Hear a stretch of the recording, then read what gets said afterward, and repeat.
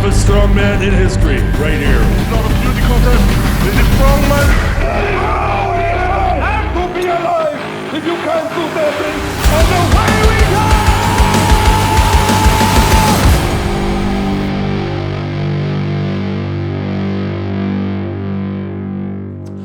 go! A very warm welcome to the Giants Live podcast, and today we have a very special guest indeed. A man who is 4 times England's strongest man, a winner of the UKSC United Kingdom's strongest man title, which is a very important one indeed. And also a man who people don't really know much about for such a high-level strongman, because he has a world's strongest man record, this man. His name is Paul Smith. And Paul, you went to the world's strongest man in 2019 in the Philippines. 2018. 2018 was Philippines. Yeah. 19 was, on the beach. Wasn't it?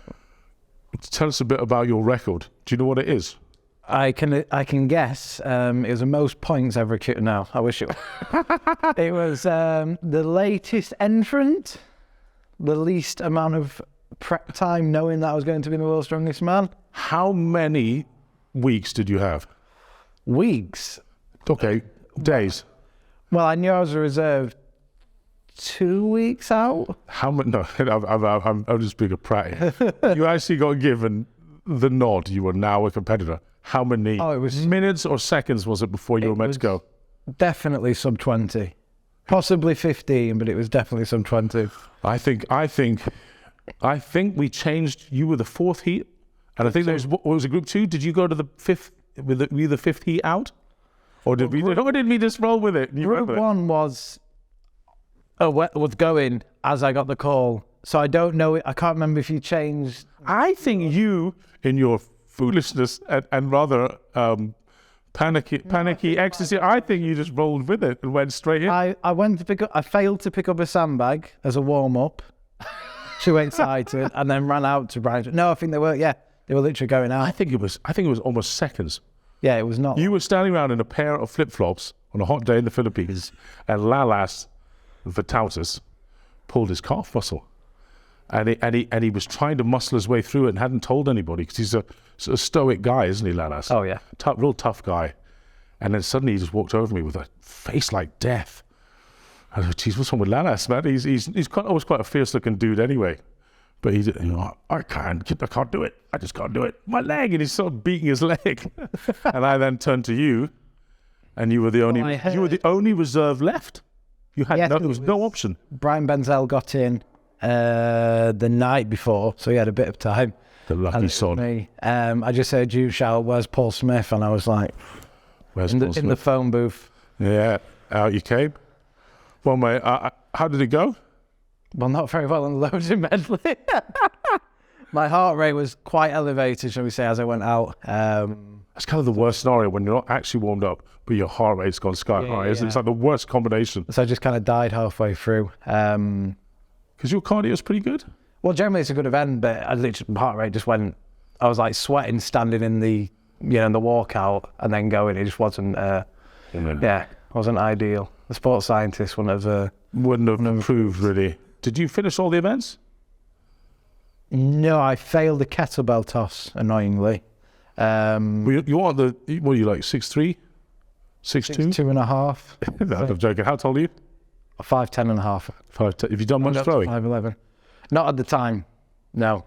I've done a lot more since, but then at that point. Those was that they weren't the first year we had the kettlebells, but they were brutal. Yeah, I've done keg toss in a few comps, but the kettlebells, they just threw me a little bit. Yeah. I think people will be used to them more now with the sandbags. But yeah, before it was just kegs, so it just, yeah. That was all right. Yeah. Well, anyway, so you are an experienced man at World's Strongest Man. You're hoping to get back there again very soon. You are, of course, from Sheffield. That's right. Yeah, and Sheffield's the hometown of Britain's Strongest Man, for those who don't know. It doesn't have to be in Sheffield, but it has been, or in Sheffield or Doncaster, for quite a long time now, hasn't it? That's a long time. So my first one was 2017 in Doncaster, and then we were telling everyone, and you were telling everyone in the boardroom quietly that we were moving to Sheffield. That's right, Sheffield. We went to the big arena. But so I'm counting Doncaster into Sheffield here, really, but it's close enough for those around the world who don't know it. You kind of came in with a bit of a bang in 2017, I think it's fair to say. It was. Where did you finish? I was I think there was me and Tom Stoltman and... What position were you in going into the Stones? I was in 4th. See, my memory's right. My memory serves me well. You were in a position to get a podium place. Because I remember you turning up, and let's be brutally honest, someone like Mariusz Pudzianowski, you think of like uber jacked, don't you? Mr. Swole. And you were, I think, a student still at the time. Yeah. And I think we already had like down to 3XL t-shirts. And you weren't exactly bulging out of it. You were just like, and then the Stones got you, didn't they? Yeah, I failed at 160 and then failed it again and then finally loaded it. I think it was just nerves. But I think you proved that day, you must have proved yourself that, and even shocked yourself a little bit. There's some big names that day. Oh yeah, I found myself in 4th. It was one of those where I hadn't done amazing in any event. I just consistently kind of got my way through, and I was in 4th. It was like, whoa, I'm really up here. I think I remember someone saying on the commentary, being shocked that I was in 4th place. They just kind of snuck under the radar. But then the Stones, is it the height thing? Is that what gets you? No, for that one, I think it was just nerves because I'd done that set of Stones before, and I was rushed, and then obviously you're panicking in that first big comp, rush it again, fail it again, and I finally got the 1/6 stone on, but it just done myself there. Is it fair to say you've kind of made Stones a bit of a strong point now? I'd say they're a pretty strong event. I've just worked on them so much, especially with the high platforms. You just have to drill it and drill it and drill it. Some guys it comes naturally to, but for me it's just been a lot of work. So thankfully it is a pretty strong event for me now. And I think it's also fair to say you are one of the most athletic guys. Strongman. Would you like to think so? Can you still do a backflip? I can do a standing backflip, although it's been a little while. I was doing some gymnastics at the end of last year, actually, in my off-season, so that was good fun. We still have like you versus Bibby in the floor routine. Can you think you still do one? Not that I'm going to ask you to do it. No, I'm not going to. Yeah, I could. Yeah. Yeah, I might as well just say yeah. Yeah, easy. Yeah, can. Do you ever fail? What you say? Have you ever failed a backflip? Yes, before I did the under 23 World Champs, I was at a comp the week before showing off, tried to do one, slightly dislocated my shoulder, didn't tell anyone, and it was hurting all week, and then I had the log press to do. Go for the world title, and thankfully it was okay, but yeah, I nearly wrote myself off 6 days before the competition. I'm careful with them now. Well, at the time of this recording, I don't want to dwell too much on the fact that it is actually January 2023 right now, but well, the fact that Britain's Strongest Man is coming up, and that's why we're here together with a lot of other guys in the hotel. And it's great you came along for a chat, but how are you feeling about this competition, and in general, how are you doing in terms of your strength? I feel really good. Obviously, I had the best year I've ever had last year. Some really good comp results and pretty consistent too. And then coming in this year, felt good, prep's gone well. It was a funny one, kind of started off not quite hitting my numbers and it was a bit frustrating, but 2, 3, 4 weeks that everything just started coming good. And this last 2 or 3 weeks feel really strong. Had a couple of goes on the kit up at Giants Live HQ, and I'm just feeling really good, feeling locked in and ready to compete. What did hitting your numbers mean? What's your sort of natural? If you were to slip into a powerlifting meet now, what would you do? A powerlifting meet? Yeah. Good question. You got a big deadlift? Oh, what would I do? Well, I've been doing a lot of pulling without straps. I would say, our best squat's 340 in the sleeves.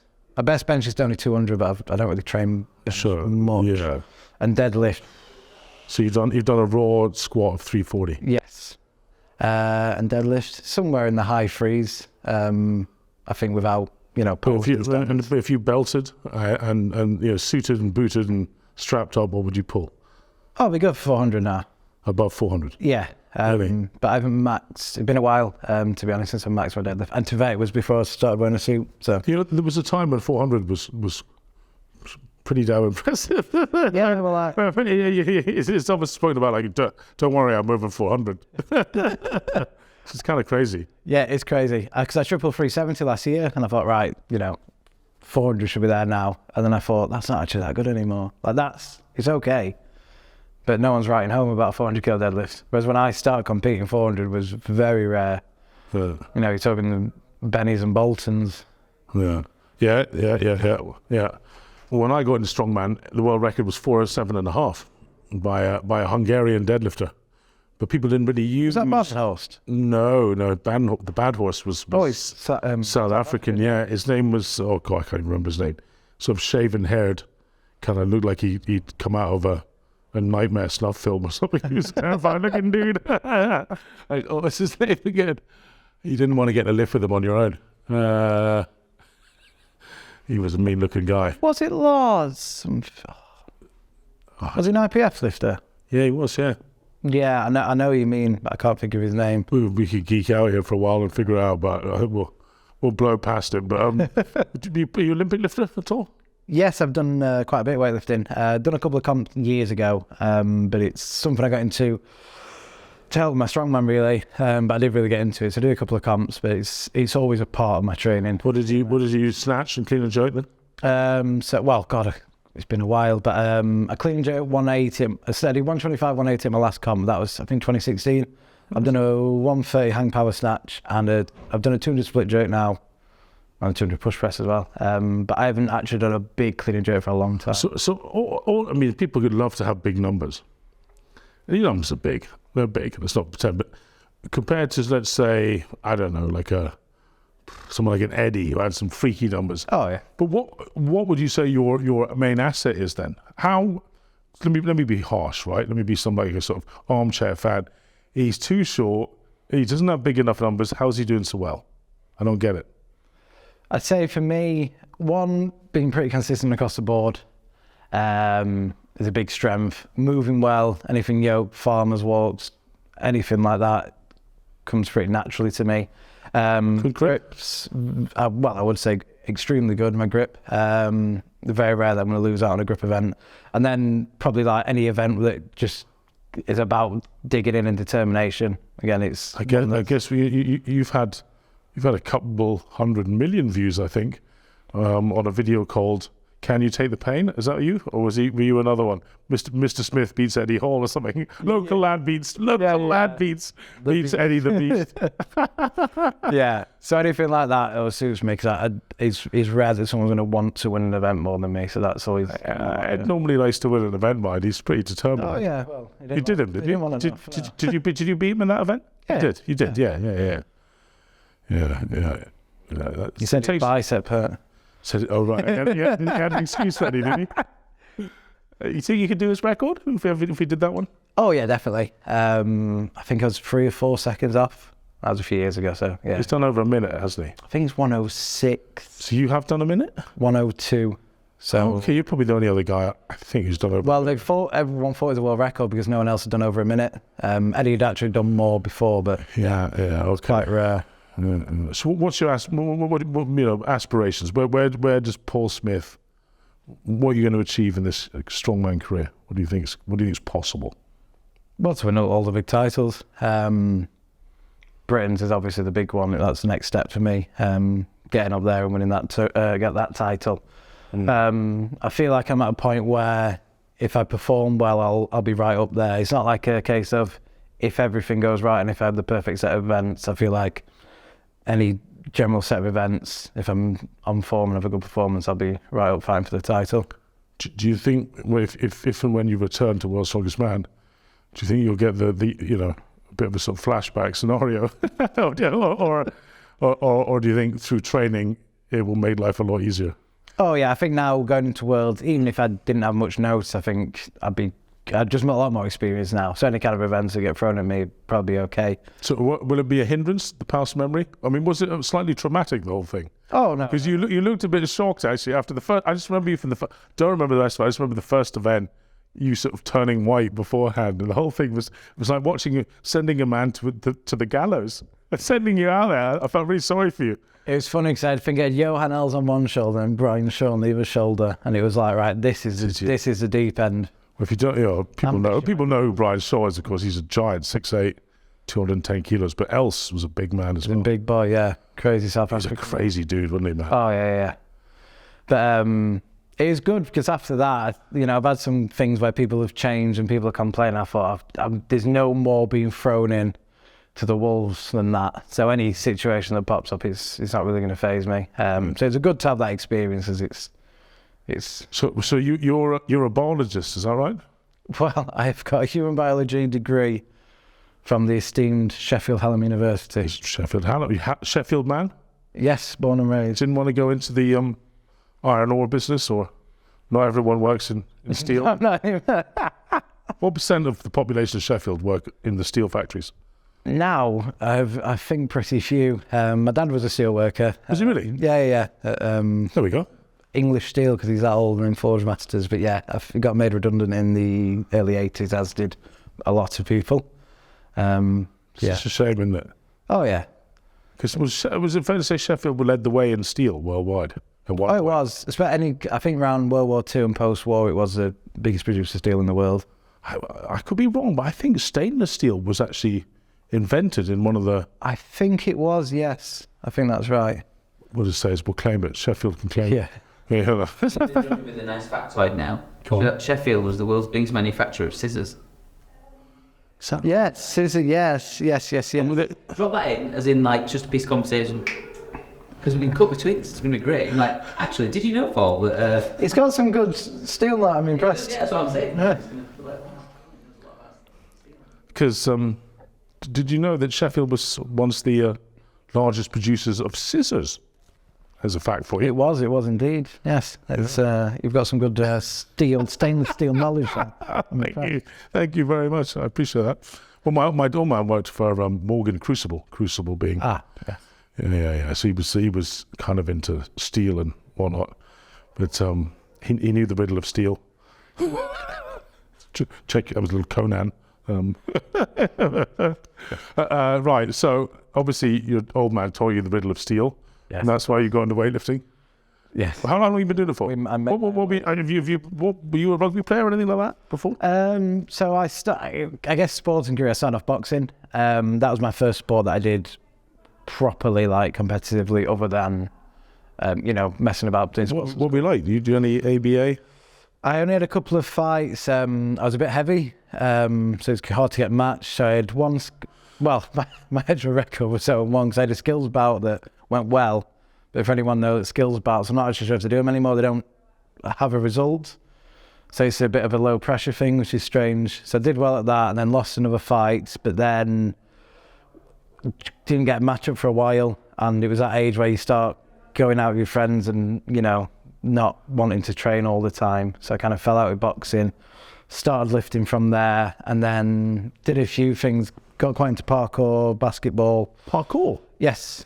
That was a big one for a couple of years, which is why a lot of the gymnastics stuff. So you jumping around over buildings or what? That's the one, yes. Get out of here. When it was quite a lot more niche. So yeah, spent a lot of time on roofs messing around. It became too popular and you were out. You went and found strongman and more small. Yeah. But I played a season of rugby under 19, but it was at the time of getting into strongman. So I had a season, enjoyed it, but I was getting into competing quite seriously, and it was kind of a case of which one am I going to pursue, and I wasn't big on team sports. So I went down the strongman route to the fame and fortune. Of course, yeah. Strongman's a funny one, isn't it? Because there is actually some fame and fortune, but it's only for a very select few at the very top. Oh, right at the very top. Much less though at 20, oh God, what was that, 2012?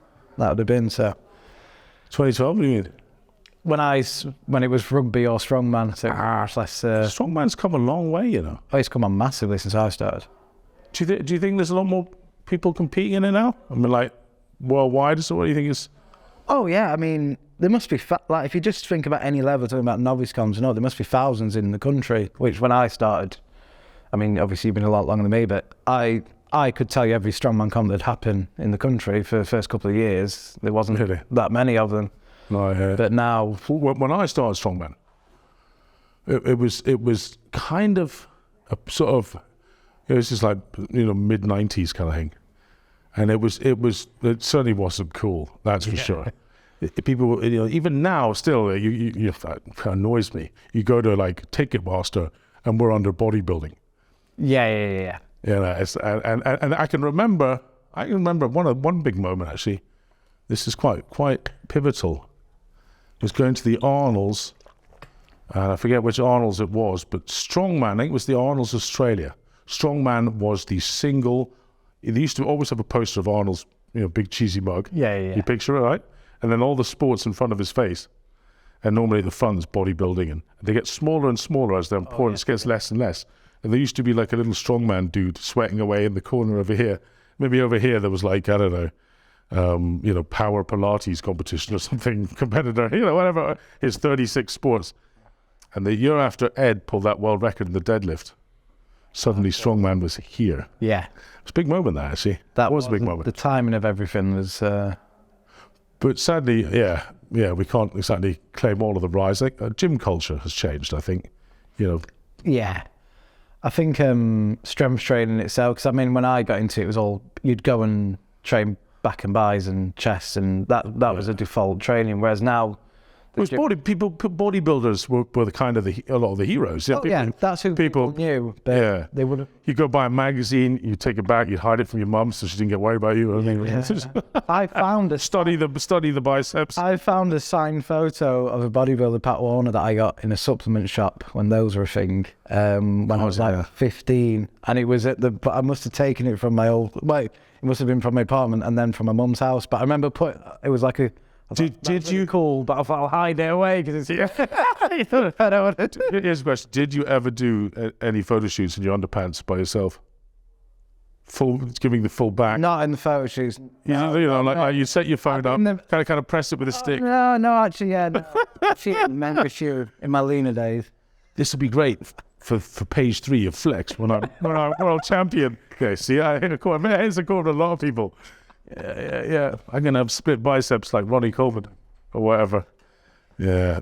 But if you go further back, like in the 60s, 70s, if you want a bit of a laugh, go back to like Pathé or Silvertone. These like old news kind of channels you get, black and white stuff, and you'll get like, and today we went down to the gym and there was a lot of fellas hanging out. It was really like, what? What are you suggesting?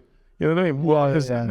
Not there's anything wrong with what he's suggesting. Might I also add, but it was just sort of seen as slightly like a bit of a pervert thing. If you were like some hardcore sweaty weightlifter. Yeah, I know what you mean. I guess that was Charles Atlas kind of days, wasn't it? Well, Charles Atlas kind of made it okay to be a bit better. He kind of, I guess he was pumping iron probably until then. It was still quite underground, wasn't it? Really, mega underground, yeah. To be fair, Arnold, he did a lot, man. He made it look kind of cool. Yeah. With his swagger and everything. Yeah. There we are. Now, you are married. I am indeed. You are obviously Mr. Smith. You have a Mrs. Smith. And is it fair to say she's a more titled, successful strongman? She is, yes. She's got a world title, a proper one. Mine's only a junior one, so she just jumped straight over me. And Shannon, yes. I watched you on ITV the other day. One of the big channels in Britain, looking very cool, you two.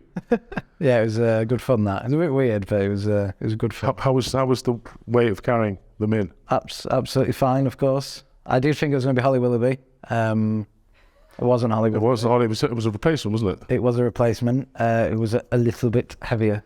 Yes, it was fine. I'm going to tell you a quick story. Do you know Stefan Solvi Pedersen? I do. Stefan's a big man, Stefan.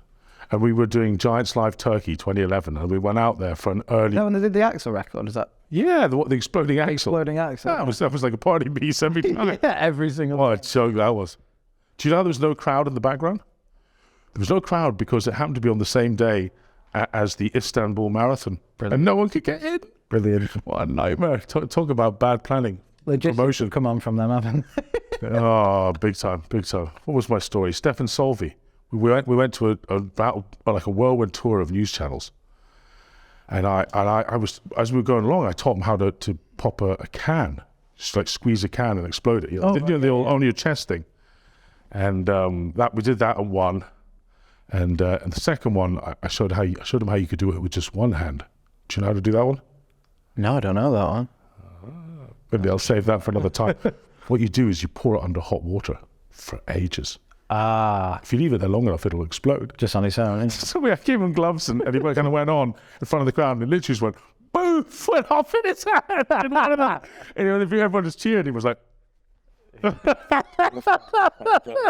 then he didn't explain that one. He was cool as Steph, and he styled it out. I think he did a few lifts with the back of the sofa in that one, which was very silly. Yeah, I love some of the stuff. But then there was a third one we went to, and the presenter was like, "Hey, you know, you can't touch me, man." He was just like too styled out, like Mr. Thin Tie and kind of smoothie. And he went, "Hey, let's get a couple of ladies out of the audience." And Steph was like, "Yeah, no problem. Any 2 ladies, I shall lift them up and walk around." And then Stefan looked into the audience, like through the lights, and there was just 2 quite sizable, more like grannies. He said it was like grabbing Blue Morge. It was like they were at least 100 kilos apiece. It was like the greatest strength feat he ever did. There's 2 ladies on that. So he couldn't not. You can't say no because they were giggling, and were like the worst wrigglers as well. Yeah, and then they never have any coordinate. Yeah, you can never say no. You've just got the answer is always yeah. That was like a world record what he did there. It was extraordinary. When I saw it, I was panicking. He had a grip about here as well. You could barely get much round him, you know. But anyway, it's a silly side story, really. But you carried on. You started. Must have been 5-6 million people watching. Is that right? Fair ITV Morning Breakfast? I mean, you get a fair few eyeballs. Yeah, it was something like that. I mean, everyone has seen it. I mean, I don't really watch daytime TV, so I didn't realise, but I was literally walking down the street. It's like, I saw you on this morning. I was like, oh, wow, this is a popular show. Very popular show. And I thought you'll miss it particularly well. She's in great shape, isn't she? Strong. Yes, she is. She's in much better shape than I am. Do you coach her? Are you... No, I don't coach her. We help each other out in the gym, but I don't coach her. So she carried the fella on as well, didn't she? Well, yeah, it was Andy Peters. To be fair, he's in very good shape. Yeah. Deadlift 210 kilos, apparently. Andy Peters can? Yeah, which you wouldn't expect. So I don't wear my glasses. I didn't even realise that was Andy Peters. It's quite Andy. If you're watching in America, Andy Peters is quite a famous guy from kids TV quite a long time ago, wasn't it? Yeah, in the 90s. He looked a lot chunkier. Yeah. Now about 90 kilos is in. Wow. I see. But he was probably like 60 kilos. But he was on telly like 30 years ago, wasn't he? Yeah. He was just a tiny, skinny kid. But yeah, it was cool to meet him. I didn't even recognise him. So Mrs. Smith, world champion. Has that caused like a weird balance in the house? Does she sort of? It's crushed my male ego. Yeah, I can imagine. It's funny when people ask me where I'm the strongest. I said not even my house.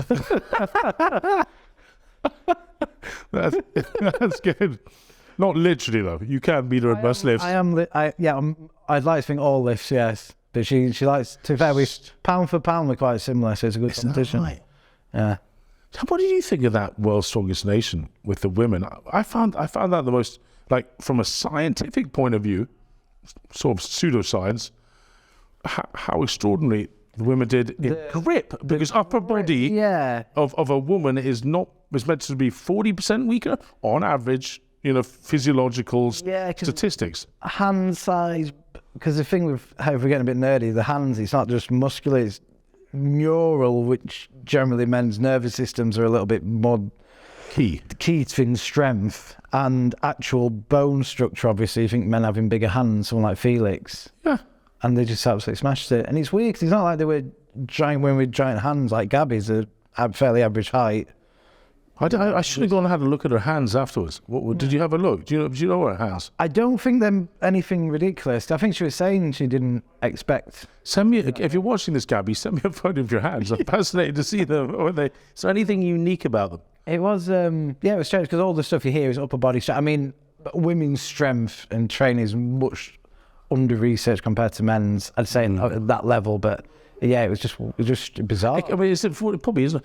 I think there's also a fact that women's legs or leg power can be as about 90%. Yeah, the oldest thing saying go lower body not far off, upper body big difference. Big difference. But I don't know. I mean, were they looking at track cyclists, for example, where they might, you know, something's more developed, something's less developed? How about Mrs. Smith? What's she close? She close to your squat? Pound for pound, just for fun. Pound for pound, her squat's about half, her deadlift's a bit better. She's at 222 deadlift, raw deadlift out. What body weight? 63 kilos, so. That's not that good, is it? It's unbelievable. Really, 6, 12, 18. She's usually... Oh, well over triple body weight, yeah. Wow, that's big. Yeah, and she's done it. Well, the thing that's... Because I know her so well now, but the thing that surprised me most, I was training for Britons a couple of years ago. I had a 120 sandbag, and I was moving it all right, but it was one of those days where you're not really on the ball, and she picked it up. She was like, I'm having it. I'm like, all right. She picked it up and carried about 40 yards down the car park, and I was like... 120 kilo, so double body weight. And I was like, oh my God. How many? She's 62, did you say? 63 kilos. 63 kilos. So that was one of the things I was like, oh my God, what was... It's quite freaky, isn't it? Yeah. If I'd have to lift it. I'm so heavy at the moment. I'd have to lift like a 260 kilos. It's ridiculous, isn't it? It's not, yeah. I thought that was, it'd kill me. Has anyone ever lifted a 260 kilo sandbag? Can a man do double body weight? I mean, I've never seen anyone. What's your weight? 130. 130? Well, I'm not going to do a 260. So we're the same weight? Are you 130? Yeah, I was 132 not that long ago. You're heavier than I am. I've got a lot of like knobbly knee and belly, clearly. Belly got me. If you ever see the old Reebok ad. Yeah, just about... I'm like 12 weeks out from Olympia shape, you know. Yeah, the same. Yeah. Anyway, Paul, I think we'll have to let you go because I can hear noises outside the room, but it's been an absolute pleasure. Thank you very much, sir. Thank you for having me. Cheers. Cut.